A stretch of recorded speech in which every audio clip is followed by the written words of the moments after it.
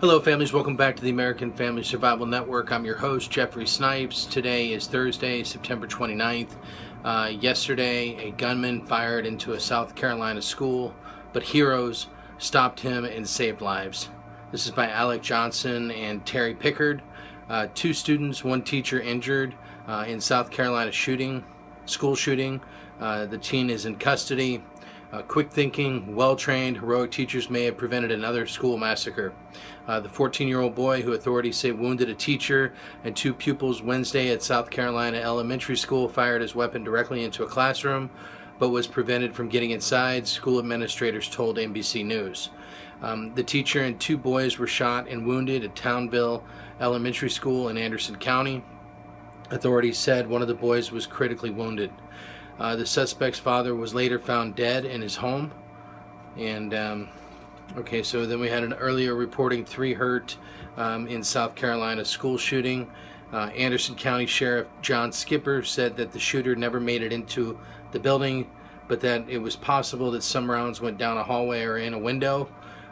They did, said Joanne Avery, superintendent of Anderson School District 4, because the shooter fired directly into a classroom. He tried to fire his way into the classroom, Avery told NBC News, but he was never allowed to access the building, and that's because the staff knew how to lock down the school. The school was so tightly locked down, in fact, that law enforcement said that when they got there, they couldn't even get into the building, she said. Two teachers hug outside Townville Elementary School after a shooting Wednesday at the school in Anderson County, South Carolina. There's a picture by Reuters. Although they never dreamed that they'd ever need to put it to use, everyone at the school has been through active shooter response training, Avery said, and when the moment arose, we were prepared. The training probably saved the lives not only of many children inside the school, but also of the young, unidentified boy who remained in critical condition Wednesday night at Greenville Health System Children's Hospital. Our school nurse and the other folks were right there and held that student's artery to keep him from bleeding out. They saved his life, Avery said. Clearly, without question, the staff and the principal acted instantly, she said, and if they hadn't trained and known how to react in a situation like this, it could have been a much worse tragedy. State School Superintendent Molly Spearman agreed, telling NBC News that the teachers and staff at Townville Elementary loved the children and they took good care and they saved children's lives today the way they reacted. Even the teacher who was injured, who hasn't been identified, reacted exactly as she should and got her children back inside the building to safety. So a lot of heroes today, Spearman said. And not all of the heroes work at the school. An Anderson County Sheriff's deputy outside Townville Elementary School after a shooting Wednesday at the school in Townville. Another picture from Reuters.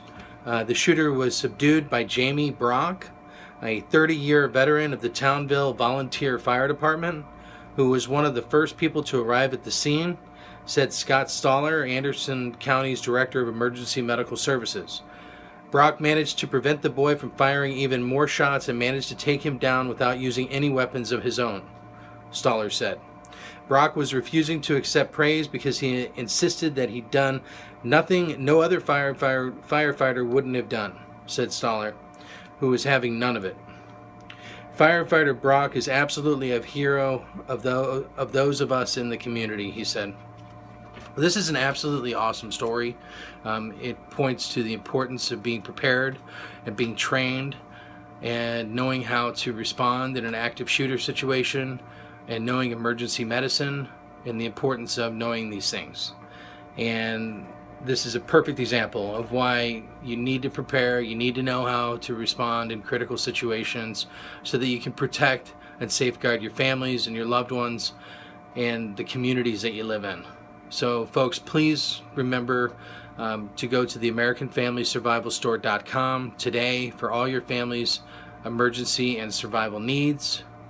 And remember, protect and safeguard your family. Fear not, and God bless. Thank you so much.